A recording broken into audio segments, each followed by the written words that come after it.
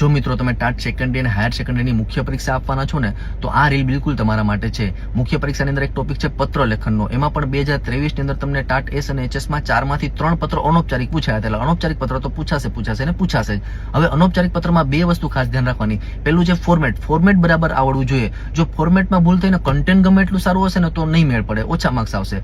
હવે જો તમને ફોર્મેટ બરાબર આવડી ગયું છે ને તો પછી કન્ટેન્ટ ઉપર કામ કરો. કન્ટેન્ટમાં શું તો કે ભાઈ 3 પેરેગ્રાફ લખવાના છે, તો પહેલા પેરેગ્રાફની અંદર શુભેચ્છા કે અભિનંદન આપો છો તો એ તમને માહિતી ક્યાંથી મળી એ અને ખૂબ ખૂબ શુભેચ્છા આપી દો.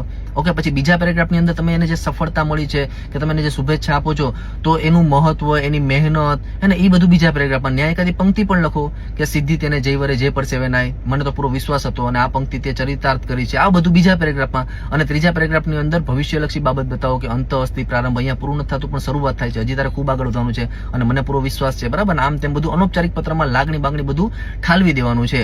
અને આ રીતે અનૌપચારિક પત્ર તમને બિલકુલ મસ્ત આવડવું જોઈએ. જો તમે મારી પાસે અનૌપચારિક પત્ર યુટ્યુબ લાઈવમાં શીખવા માંગતા હોય તો આજે રાત્રે 8 વાગે આપણી ઓફિશિયલ યુટ્યુબ ચેનલ પર આપણે લાઈવ અનૌપચારિક પત્ર લેખન કરીશું, તો ત્યાં આવી જજો. અને આ રીલ જે પણ ટાટ એસએચએસ ની મુખ્ય પરીક્ષા આપવાનો એ તમામ મિત્રો સુધી શેર કરજો. અને આવી જ ટેટ ટાટની માહિતી માટે મારા ઇન્સ્ટાગ્રામના પેજને ફોલો કરવાનું ભૂલતા નહીં. Thank you.